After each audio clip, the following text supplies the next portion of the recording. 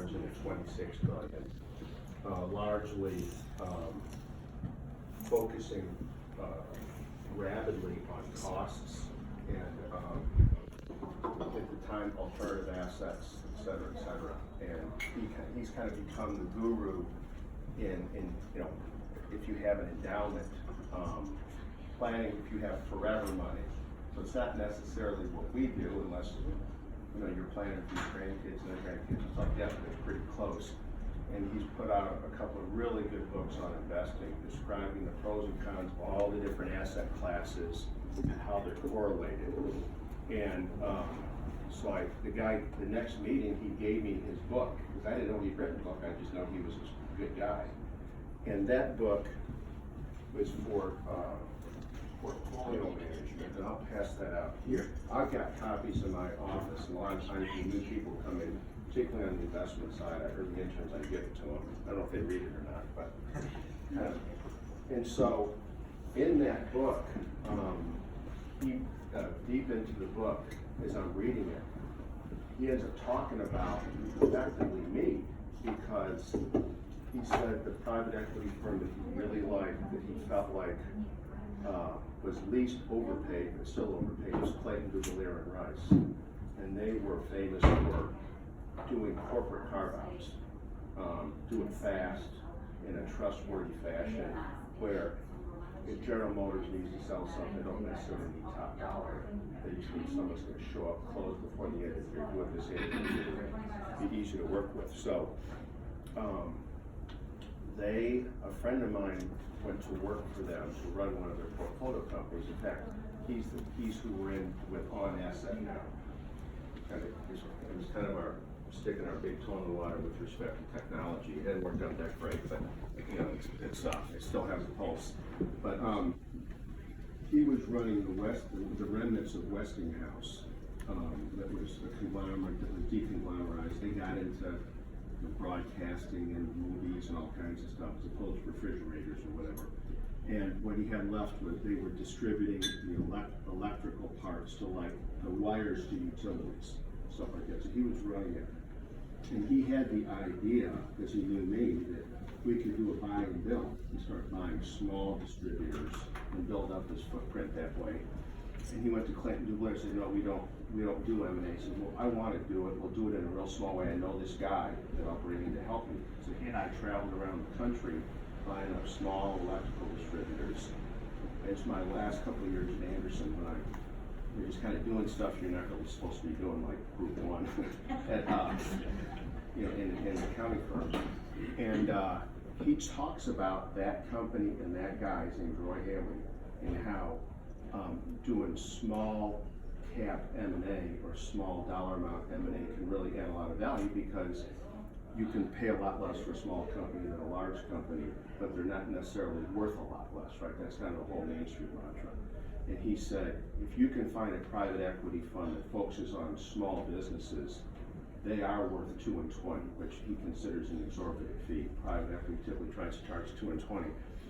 A typical private equity fund is $1 billion, and the manager gets 2% of that, irrespective of performance, which is $20 million a year, and 20% of the profits over 7%. So they typically have a little bit of their money in, but they're encouraged to take huge risks. If the deal doesn't work, they don't lose any money. It's typically $20 million a year. And if it hits a home run, because they pile a lot of leverage on it, do a lot of M&A, and hope something big happens, they make a lot of money. And that's his big criticism about private equity, but we're actually in that book. And that was such a success among the nerds that care about this, like me, that he decided to write a version of that for humans that are managing a finite amount of money, which is what I want to talk about, a finite, because until modern medicine changes, we're all finite, right? We're all backlog for SCI, as they like to say. That's a big funeral consolidator. I don't mean to be formal, but last time I was here, I was freezing since I brought my coat. So what I want to talk about today is what I think you guys should seriously consider doing with respect to your own financial situation. And this was a topic that came out of our cater, someone sends out, a kind of a questionnaire, what topics would you guys like to hear about? And this topic comes out of that, which I was thrilled to hear that. Maybe it didn't, but she made me feel better and said it did, so that's what we're talking about. So, some of this stuff is obvious, some of it isn't, but, the very first thing you need to think about when you think about personal financial planning is paying off your credit card debts, at least the ones that are charging you whatever 18% interest. Back in the day, you could at least deduct the interest. Several years ago, Congress said you couldn't. They're whittling away that interest deduction now. Now you basically only get it on, your house and maybe some student debt. And so the after-tax cost. So if you've got $10,000 out on your credit card, you're going to charge them $1,800 a year, and you're hardly able to pay that. That's going to compound on itself, and you have to earn, since it's non-deductible, depending on your tax rate, close to double that to pay it off. So even before you do your 401k here, which most people say, you got to do your 401k, right? Or Susan would call. We had some guy that wouldn't do it, called him in and just shoot him out and berated him. He goes, I thought it was confidential. I don't care. You have to do it. You're an idiot. But if you got 18 or 21% right now, you got to pay that off. Is that you, Clay? Anyway, you got to pay that off first and foremost, because that's just toxic, and you just won't get anywhere. Even if you have to think about taking out another type of loan at a cheaper rate in order to pay that credit card consolidation. That's really important. Assuming once you're able to do that, the next mandatory thing you have to do is participate in our 401k plan. Our 401k plan, as you know, if you contribute 6% of your salary, number one, you don't have to pay tax on it. So it's like contributing 8 or 9 or 10%, depending on your tax rate. Okay, so don't worry about me. Go ahead and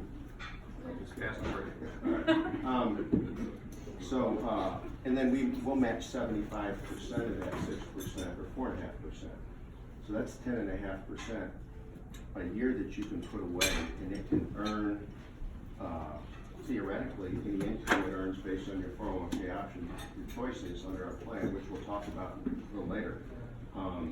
That compounds free of tax as well. So you're putting pre-tax money in, and it's compounding free of tax until I think you have the ability to take it out. Obviously, there's provisions in our plan for emergency loans and medical or things like that, but you have the ability to take it out, I think, when you're 59. And then they make you start taking it out when you're 72. So if you're a young person, you come to work here and you're 25 and you start doing that. Here's how the math works. Let's assume you join me. Where's your right hand man? Boycotting? He's in Florida. Oh, why wouldn't he be? By the way, Sammy's here. He's infiltrating because the lower middle market guys want to know what the hell we're doing. No, but he actually helped me with my numbers. So if you have any questions, talk to Sammy as well as me. So assume you can't come to work for Clay and he's paying you $75,000 a year because you're a first-year person at Deloitte and they were paying you $60,000. And to pry you out of there, he's gonna pay you $75,000. And say that you take a lot of vacations, you're probably not gonna get a lot of promotions. But we're going to say that you're going to get a 3% merit increase a year, and somehow you last 35 years until you're 60. Okay? If you do your 6% and we match at 4.5%, you're going to have about $1 million when you're 60. And I didn't do that. I thought I was getting close, but I didn't start early enough, right? I had kids, and my wife was going to work until we had our babies, and then all of a sudden she didn't go back, and I couldn't contribute as much. So I ended up when I was 60, maybe with I don't know, a fraction. I know when we started Main Street, I probably only had like 250, 300 or something like that. But I didn't maximize it early enough. So you have that $1 million, that's great, but if you take away anything from my remarks, that it's not gonna be enough 35 years from now for you to really be able to live on. You can live well for 2 years, and, you know, to blow it. Now, at that point, the 75 grand a year guy that got the 3% raise is gonna be making about $2,011 salary, but inflation's gonna eat into that, so it's not gonna feel like 211,000, excuse me, salary. It's gonna feel, you know, closer to maybe, you know, 150 or something. We've been running 1 to 2% inflation, so you get a 3% raise, you know, your standard of living's going up, but not dramatically. So what can you do with that $1 million? And by the way, I'm assuming, what are my assumptions on the rate of earnings growth in your 401k to take the 6% of 75 grand, escalating by 3% for 35 years? What are my assumptions? Our assumptions that you're gonna make 5% every year compounding on your 401k balance. That if you have a combination stock bond allocation, which is what the target funds do. So if you do the target fund, I think we go out to 2060. So we go out 41. We go out 41 years or 2040. I think we might have a 2060 like a brand, you know, 21-year-old or something. But those are Vanguard funds, and they do a combination. They put you in a Vanguard total equity market fund and a Vanguard bond fund, and they just kind of continue to change it for you. But basically, the blended rate on those would be about 5%. The stock, if you had it all in stocks, one of the sharpest guys that we pay attention to, this firm is called Cliffwater. I don't know if Sam, if that's his name or where he got, probably not his name, but he projects the 10-year earnings rate on the stock market at 7% and on the bond market at 3%. So if you do a roughly blended allocation in your 401k, that gets you to 5%. That's kind of how we kind of ran the math. There's other ways to do that. The Houston is evidence of this, is evidence of why these things are inadequate. Well, first let me tell you why that's inadequate. So you're 60 years old and you decide to retire, or you have a health issue or whatever. You're going, hey, I got $1 million. Well, your life expectancy is going to be from 20 to 25 years, and life expectancy, except for the opioid crisis, has been creeping up pretty rapidly. So who knows what the life expectancy of a 60-year-old will be, you know, in 2053 or whatever the math is. And so my guess is it could well be 100 years. And so you can earn. So you're probably not going to want to take equity market risk. You're probably just going to want to take fixed income risk. And here's the dilemma you're going to have. Assume that 3.2% holds. So your $1 million is going to earn you 32 grand a year. Let's round it up to 35 grand a year. That's all you can earn on it without eating into the million. You eat into the million, your earnings are going to go down, which means you got to eat even more into the million, and pretty soon you run out of the million, which is why people outlive their retirement. So you don't want to have a plan where you got to eat into your retirement balance. You want to get earnings off of it. This dilemma is exactly who owns Main Street. They don't own Main Street because they want to. They own Main Street because they have to. They can't live on the 35 grand. They don't want to take stock market risk. They said, and this is someone that rolled out, this is an engineer at Chevron. This is what I do when I do my speaking and I talk to investors and analysts, etc. It's who owns you, and I said, I believe based on phone calls we all get that it's a guy that did what I said at Chevron. He was an engineer. He or she got the $1 million, talks to a financial advisor, doesn't want to take any risk, and wanted to say fixed income, great. Can you live off 35 grand a year? How do we get 35 grand a year? 3.5% of $1 million. That's all you get. And oh, by the way, it's worse than that because those are taxable bonds. So you got to pay tax on the 35. You say, well, what about Social Security? Well, Social Security, if you have your 40 quarters all paid in and all that, and you got the maximum amount of money that Social Security gives you credit for, you're gonna be getting about 35 grand a year. If the numbers, where the hell did Sandy go? Did you lose him already? He got a call. Oh, you got it, okay. So, I think that's about another 35. So that's 70 grand a year, right? So, you know, and again, the purchasing power 35 years from now, 70 grand a year, it's not gonna be, you're not gonna have much to live on. You're not gonna have, you know, you're not gonna have much of a cushion if you have an illness. You're not gonna help your grandkids with college or your kids with graduate school or anything else.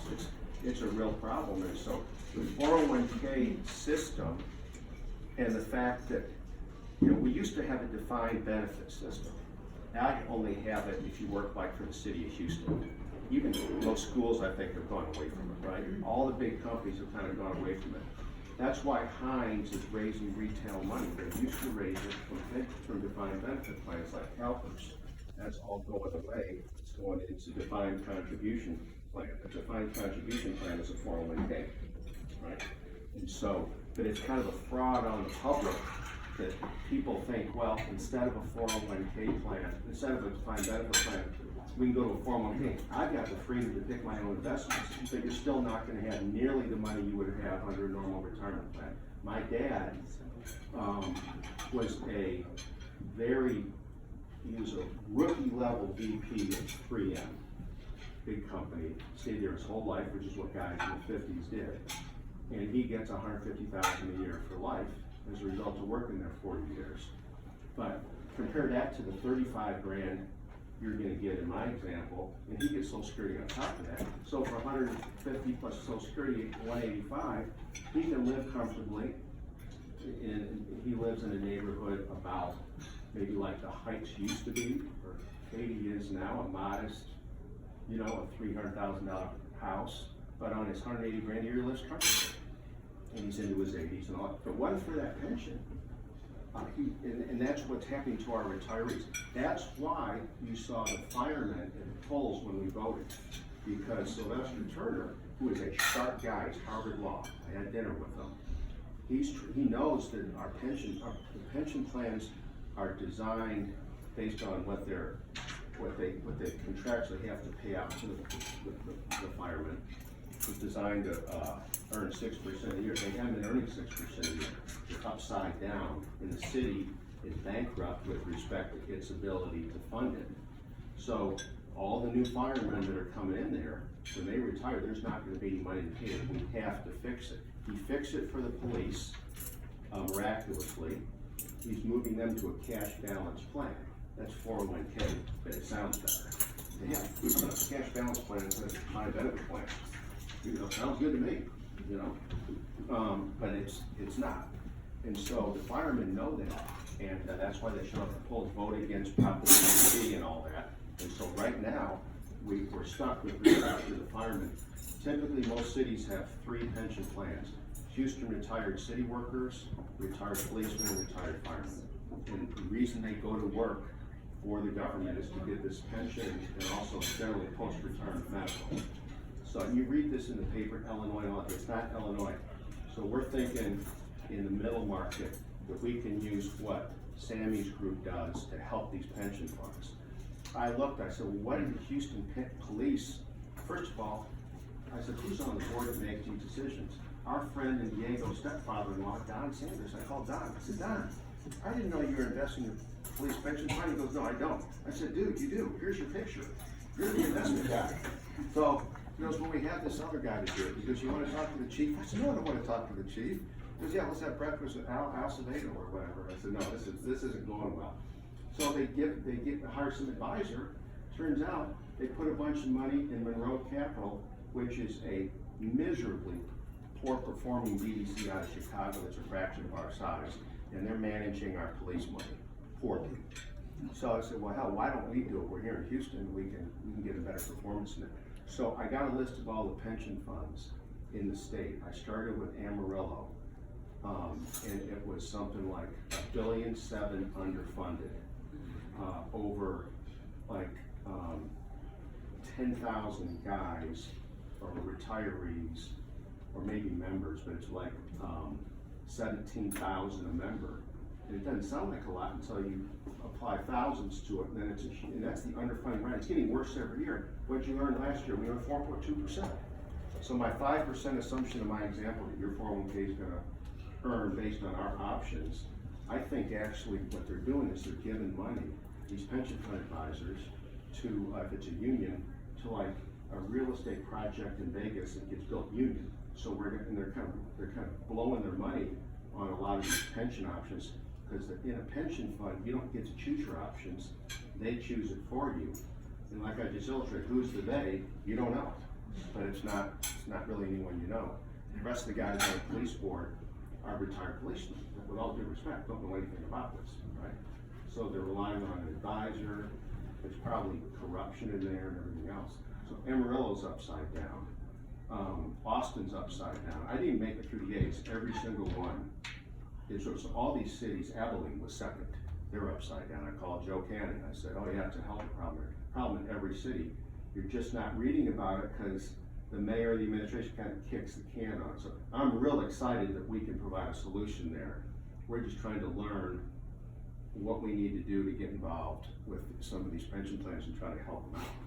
But you have kind of the same issue here, except the firemen are gonna make a lot more than 35 grand a year, you know, and they didn't make as much as you did. So you, like everyone else, really suffers from the fact that the 401k option is sold on the public as a retirement plan. It is not a retirement plan.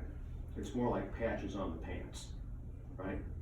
You're not gonna get a new pair of jeans, but you can afford the patches to put on your old pair of jeans. It's just not gonna be enough for you to live on. So, what do we do about that? Well, the first thing you do is any questions so far? Okay, first thing you do is you try to be smart about what your options are under our 401k plan, assuming you're participating in it. I think we've got something like 95% participation. Now, I sent out an email a couple of years ago. The very best option in our 401k plan, I would encourage you to go back and change it right now if you're not heavily allocated towards it. The Fidelity Total Stock Market option is the best option because it delivers you the stock market at the cheapest cost.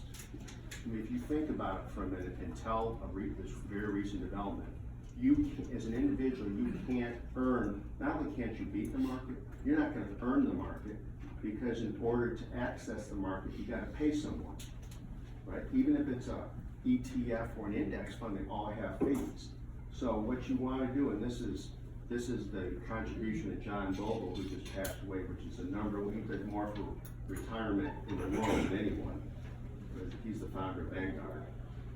You wanna choose the cheapest way to access the market, and it's the Fidelity option, Fidelity Total Market option. Guess what the expenses are? 1.5 basis points a year. So a basis point is 1/100%. That's It's Fidelity, not Vanguard? It's Fidelity. I brought it. I knew I'd get audited. My auditor's in here. I'll pass this around too. These are the options right off the website. Mandy had a question, so choosing the year is not? It's the fifth option is you print out the 32 options, and it's Fidelity Total Market Index Fund, 1.5%. Excuse me, 1.5 basis points. It is the stock market, right? And the next cheapest fund is the Vanguard S&P 500. So your two choices in getting a broad index fund is either you get the top 500 biggest companies, which is 85% of the market.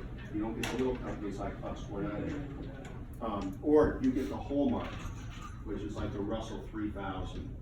And I prefer that because sometimes the Russell 3000 outperforms the S&P 500, sometimes it doesn't. With the Fidelity, you get the whole thing and it's cheaper. It's half the price of Vanguard, or a little less than half the price. Vanguard charges 4 basis points, which is tiny, right? If you had $1 million balance, that would be like $4,000 bucks, correct me if I'm wrong, or 4 basis points. 1% on $1 million bucks, well, it might be $400. 1% on $1 million bucks would be 10 grand, and a hundredth of a percent there would be $100, and $400 a year that Fidelity's charging you to give you the stock market. That's a pretty good deal. Now, what are some of the other costs? How about if you did, this sounds good, Jason's in this, Fidelity Capital Income Fund, 69 basis points, right? Still pretty low overall. 40 times more expensive, and you don't even know what it is. It's more active. Fidelity Bond Fund, sign me up for that. So look at these expenses and don't be in the target funds. Kate's in that. We looked at it. She's paying 14 basis points to be in the target fund where it's autopilot. It's Vanguard. It's Is that the cheap. That's what Mandy asked about too. Yeah. Yeah. She's so young, should she be in like the 2060? No, the thing is, I think that extra, so instead of paying, I'm using $1 million just because it's easy math. So you're gonna pay, instead of $400 a year, you're gonna pay $1,300 a year, so it's $900 a year on $1 million to be in something where you have bond exposure. You don't need bond exposure. They're not earning anything. They're not hardly keeping up with inflation. I would be 100% Fidelity total market. You're in the stock market. So You're we can email period. that out too. though. Yeah, that's what I would be. Wouldn't total return after expenses be more important than just the expense ratio? Well, the total return, that's what I'm saying. The total return is the market. I mean, total return of the fund after Yeah, expenses. but the fund is, the fund, Jason, is the stock, they take the Russell 3000 and Yeah. own it by market weight. They're giving you the market. So every day when you see what the Russell 2000 or 3000 did, or Wilshire, Yeah, that is what this fund earns, except for the $400. yeah, but comparing that to that more active fund that you just mentioned, you can't just focus No. just on the expense ratio, you look at the total return of the fund after Well, expenses, but right? you don't know, the variable there is they're hiring some person to stock pick for you. Yeah, And it's been proven statistically that the stock pickers don't add enough value to cover their expenses. That's another fraud on the public. They just don't. Now, you might get lucky, and you might pick one that does. And for every one of you that picks one that beats the market, 2 of you will pick one that don't. You can't, when you think about this, the market is, this is what Vogel's theorem was. The market is the market. So when you take all the advisors that are charging to beat the market, right? And you add it up all together, they can't do better than the market. Their total, the sum of their performance is by definition gonna be the market minus their fees. You can't, so as a whole, it's gonna fail, and it has failed, and he's proven it to fail. Now, once every 10 years, the stock pickers will outperform the index. But there's, when you think about, you've seen how Heinz is marketed and stuff like that, these retirees don't know any better. And they get talked into these. When Roger and I first took a look at our options, the 69 basis point one was the least expensive. We had stuff in there for 200 basis points. Because Fidelity said, hey, if you use our options, we won't charge you to manage your 401k plan, we'll manage it for free. Well, it came at the cost of our beneficiaries that had these horribly expensive options. It took us like 2 years, remember, to get it changed. They drug their feet so much. So anyway, you wanna talk to people about it and educate yourself, but the expense is something you can control. You can't control. And when you pick a guy that beat the stock market last year, chances are he's not gonna beat it next year because he was overweight in energy and he got lucky. And if he's overweight energy again, it's cyclical and he's gonna perform the other way. There's almost no correlation, positive correlation between a guy, someone that beat it in the past and someone that isn't. The guys that do have hedge funds, they don't work for Fidelity, right? That's just the reality, the alcohol. Yeah. How do you find the fees? Try to pass it around. You have better eyes than me. It's the third column, second, third column from the right. Right off the website. The far right is the Morningstar rating based on prior performance, which it doesn't really matter what's prior performance. Here's protein time. So with Fidelity, you can sell your existing shares, or just convert it all over to It's a tax-exempt account. You don't pay taxes, you don't pay brokerage fees. You can change it, correct me if I'm wrong, but you can change it all you want for free, with frictionless costs. I know there's some fees for short-term holdings, but it's very, very limited. At what point in your career life do you shift to fixed income? I would say when you can't afford, when you're close enough to needing that 401k money, and close enough that losing your Main Street, your salary, that you can't afford to take the market risk. But that's pretty late in your career. I would say probably 10 years before retirement, before you need any significant exposure. Now, it kind of depends too. I might change my view if, you know, when I started my career, my mortgage was 8%, and prime was 7%, and I could get, some CDs were 7%, and bonds were 8%. It was the early 80s, late 70s, a high interest rate environment. I would like bonds better than stock, but now the bonds just don't give you anything.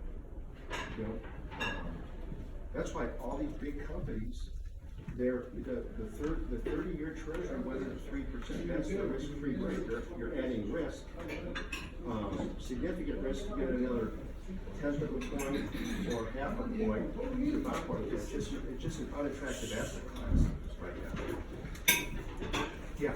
Now, when you were telling Amy she should be all stock market. I would damn near all. And if you look at that Target 2060 fund and Google it, I bet it's 80-20. So it's kind of the same thing, except you, instead of paying 13 basis points, you're paying 1.5. We're in dramatically different Yes. places in our life. can I'm relate. approaching 50. I can relate. I was feeling it's time for me to start shifting some of it into. No, yeah, at 50, sure. Okay. Yeah, I mean, and you know, you might think you're gonna work to 70, but your health has a way of getting in the way of those plans where you can't necessarily kind of work you full time like a Warren Buffett who's 87 or something. Actually, I would say, if you get to within 10 years of potential retirement or having to slow down or go part-time, that's when you need to, you have more risk aversion. Right. But, yes. So I have it in Fidelity and then Burns. Is Sure. it better to consolidate into just Fidelity? Well, what you're choosing to do with Vanguard is not have the small companies and pay more money, not have small companies. So the #1 index fund in the world, until recently, it's still #1 by a long shot. It's going on 300 billion in assets, and Vanguard's total stock market fund. That is the cheapest way to get the entire stock market. Now, Fidelity, you might have been seen on TV recently, started doing battle with Vanguard, and I'll cut to the chase right now. Vanguard, which is a fraction of size, or which is much larger than Fidelity in terms of mutual funds. Fidelity made a really bold move. It introduced a zero-cost total stock market fund. So it beats Vanguard by 4 basis points. So instead of paying $400 a year on your million, you pay 0, and there's no minimum. So literally, all of us could go back to the office, log on to Fidelity, put in $10 and buy that fund. And we would have a 0 minimum, and we could add to it whatever we wanted to, have a 0-cost total stock market exposure. Now, that's gonna be great as long as Fidelity's around, but what they decided is, once I have you as a customer, I have a better shot when you move to bonds, of making money on the bonds, your kids, your whatever credit cards, whatever needs you do. And so it's like, I analogize it to when you go to Target and you need diapers, they're at the corner of the store. And you're going down there because you got a coupon, and you can't be making any money on it, but you can't resist buying other expensive stuff on the way to the diapers on the way back. That's what Fidelity's doing with this, is it's locking you, and they're losing money. If we all logged in, they're gonna lose money, every single one of us, providing us a service for free. And I've got the name, and I'll email this around, but it's called, I'll pass this around. It's Fidelity Zero Total Market Index Fund. Got introduced last August. It's the best mutual fund out there. outside of your 401k plan when you start in, because you have to start investing outside of the 401k plan. That's the moral of the story. Your 6% is not gonna be enough for your live on. So the sooner the better. Open up a Fidelity account, start putting some money in this, and get used to it. And when you have a few bucks, put it in. With no minimum, they don't care. And this is a real shocking development. And here's what's really surprising. Thank you. You put some Cheetos in that for me? They call it at the rodeo, they call it a ice pick. Guys on Sunday pretend like you're drinking ice tea. They only have 3.7 billion in it, so it's been a real well-kept secret. Now that's 1.5 times as big as Main Street, but I predict this thing's gonna be huge. This launched August 2nd, 2018, and so it's only 13 months old. But this is the coolest thing. And I'm glad you picked the topic because I just found this. I kind of saw it on TV, but I thought there was maybe gimmicky or something like that, so I'm gonna pass this on. We'll email this too.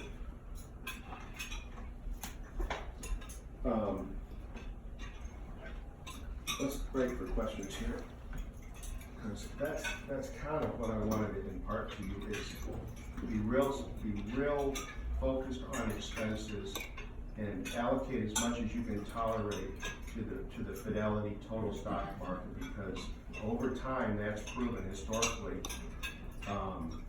particularly if you've got more than 10 years to work, that's your best risk-adjusted outcome to grow your retirement assets.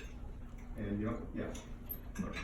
So, didn't mean to interrupt. No, please don't. So, you indicated that once you, contribute your 6%. Yep. You obviously need to And you find- paid off your credit cards, Exactly. right? Well, at what point do you determine, let's say you have a house, you have a 30-year mortgage, you're paying between 3 to 4% interest on that. At what point do you try to pay principal down on that versus put it into a stock market? Well, I just think you should always pursue being debt-free, right? But the fact that your mortgage, if you're itemizing your deductions, right? And the home mortgage is the sacrosanct deal, it's a bizarre deduction. It discriminates against renters. It discriminates against, frankly, single people. Generally, people in houses have families, otherwise you don't need a damn house, right? I mean, so it's a strange deduction, and it's just the home building and the real estate lobby is so entrenched, kind of like the NRA, it's just gonna be here. But so your cost of that debt is gonna be 1 minus your tax rate times the debt, so it's only costing you 2% maybe. You're gonna earn, like I said, relative to 5%. I would, I maybe split it between adding to my Fidelity Zero account and paying off my mortgage. I think you should pursue being, reducing your own leverage just because, because of the uncertainty that can happen. I personally don't think making money on residential real estate is something that for most people is realistically possible after inflation and after the costs and the realtor commissions and all the other stuff and all the money you put in your damn house through the years. I've never made a nickel. Maybe I'm just on the wrong cycle where I'm selling low and buying low, and then I turn around and sell low again or something. I don't know, but some people say they can, but I just think that it's and with the millennials kind of not wanting big homes and stuff like that, it's a little scary. It is better than renting probably, if you're a multi-person household. But the thing about your mortgage is those payments are there. It's getting paid down. Once you're maxed out. If you kind of feel like I have enough total stock market exposure for my risk tolerance, then relative to earning another 3% inside my qualified plan or stuff like that, you might want to do it. But I can't, at these low rates, I can't get too excited about that. If you're paying, if you're putting in your full 6 to your 401k, Uh-huh. should you contribute more to the 401k or invest in Well, other actually, places? Brett and Jason are looking at that right now, because I asked the question.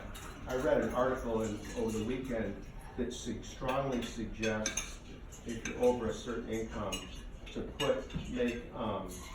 so for you, unless you're over 55 in this room, the most you can contribute, no matter what your salary is 19 grand on a pre-tax basis into our 401k. But the law says that you can put up to 55,000 in, as long as anything over 19 is after tax.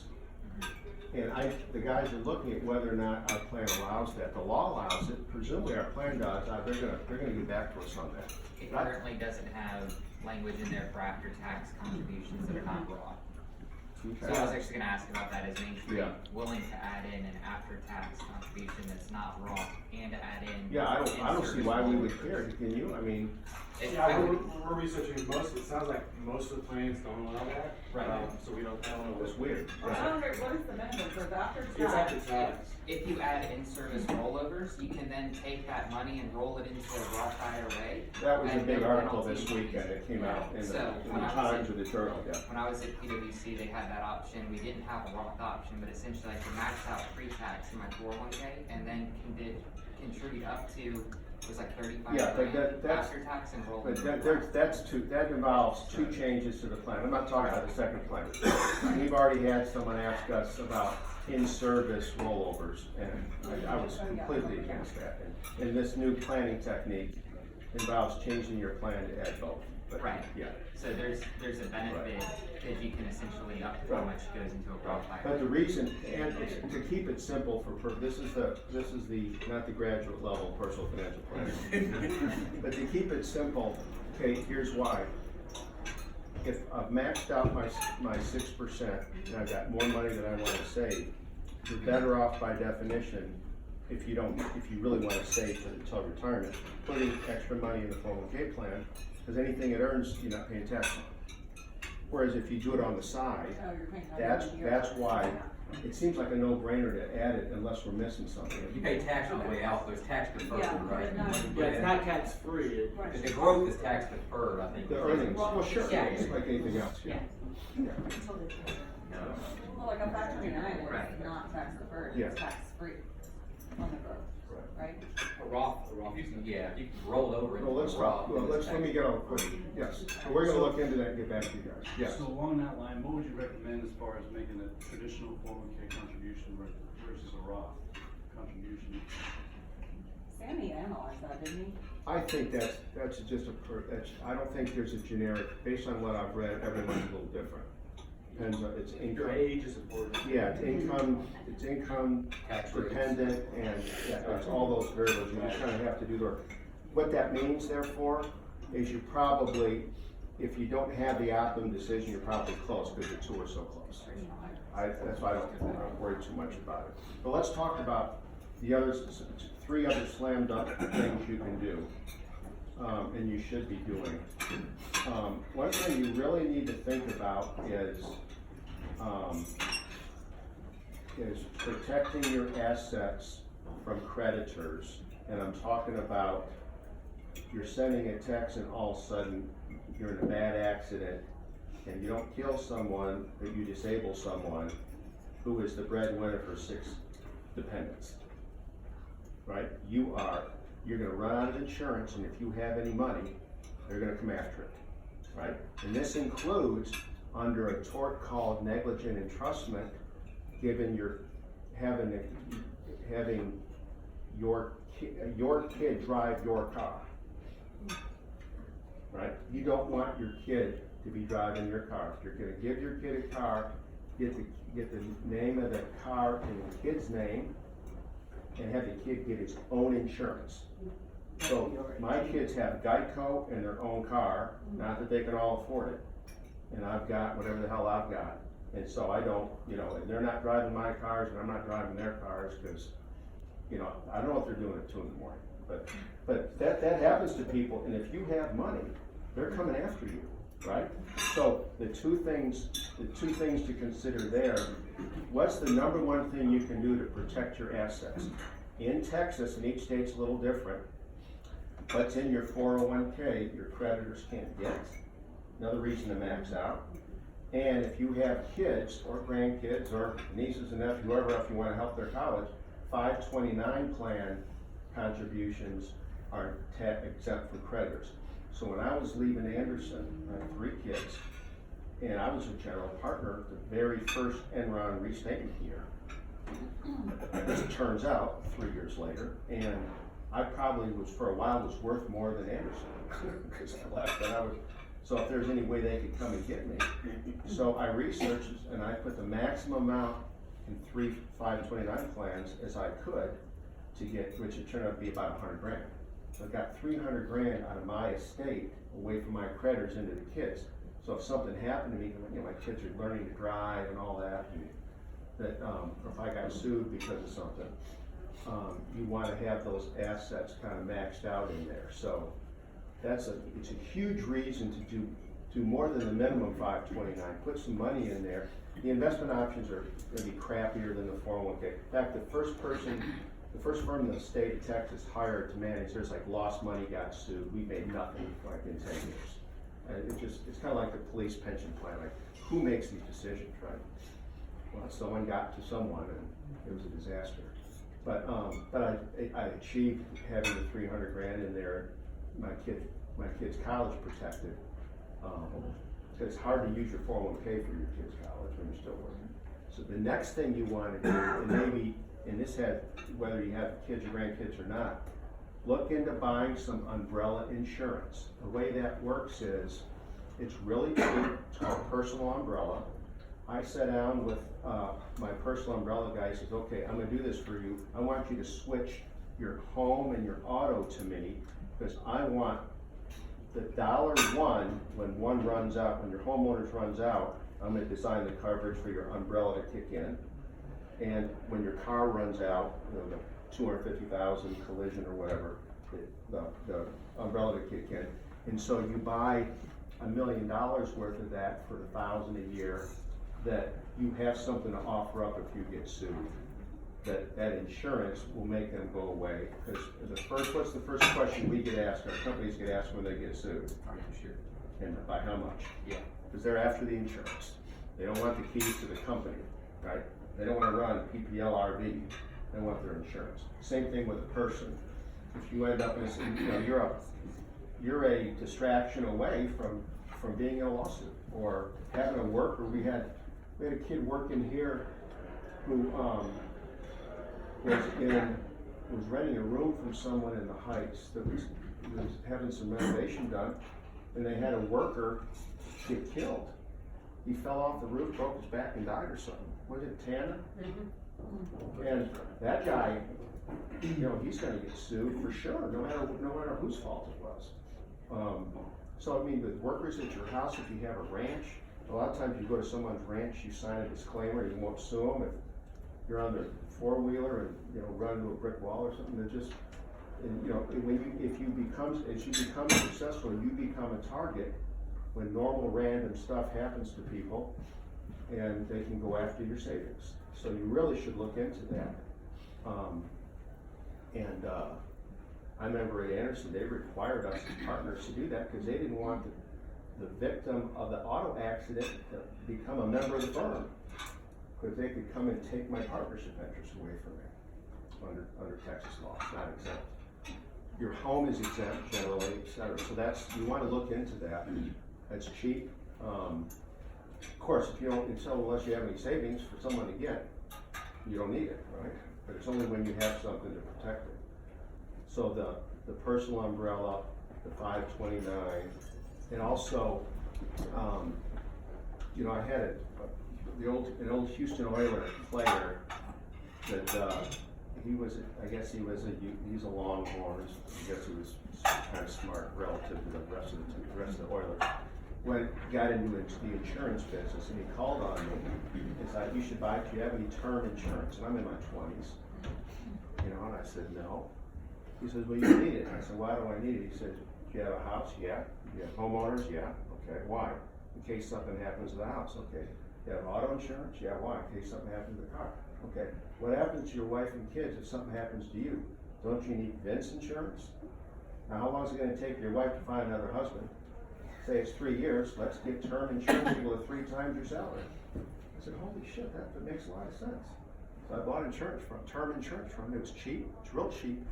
It's not as cheap as the umbrella, but if you are the breadwinner in your family, or someone's depending upon your income, and your income ends, what's our policy, 50 grand? That pays for your funeral. We don't really, the way to make money here is probably to go to short or long-term disability. We'll pay out that for a while, subject to a cap. But if you're the 75 grand a year guy, if he buys $250,000 worth of insurance, his dependents have 3 years to go find another person. Or learn, go back to college and learn, right? I mean, it sounds funny, but it sold me.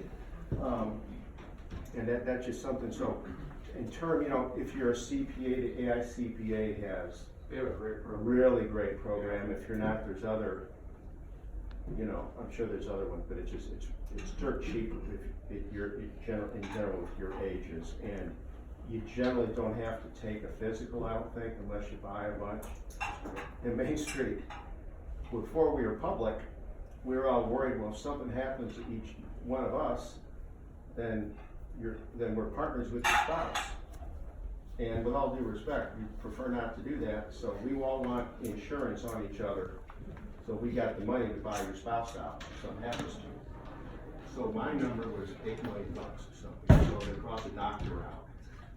And taking my blood pressure, and he had to do it like 3 times. Finally, he goes, lie on the boardroom table, take your shoes off, pretend like you're on the beach. And finally, he got it just under the level where they would sell it to me. Come on, think something more pleasant. And I said, well, give me a massage, man, I'm getting there. So that's kind of a pain, but if you do, if you buy some in any size, you want to buy it when you have good health. You don't have to go back and take a physical again. If you ever miss a payment, I missed a payment on that. They made me come in for a physical. I was like, remember, a couple days late, and they use it. They want to say, "How you doing?" But you can get a 10-year term locked in. We'll go revisit it again in 10 years. But all this stuff is really cheap, and it does make sense to insure your income if someone's depending on where you are. That kind of makes sense.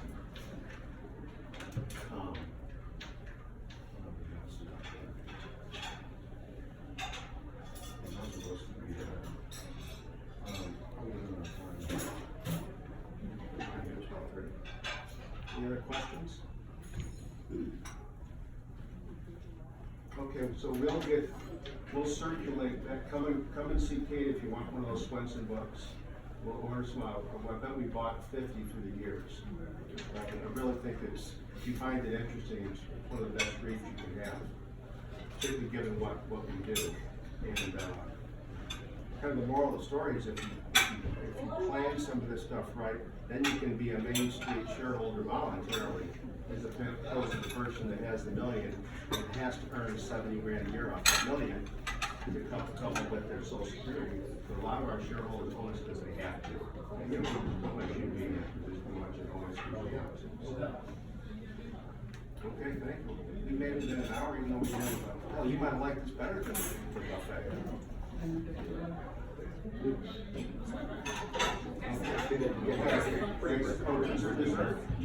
Let's get you up in the spot.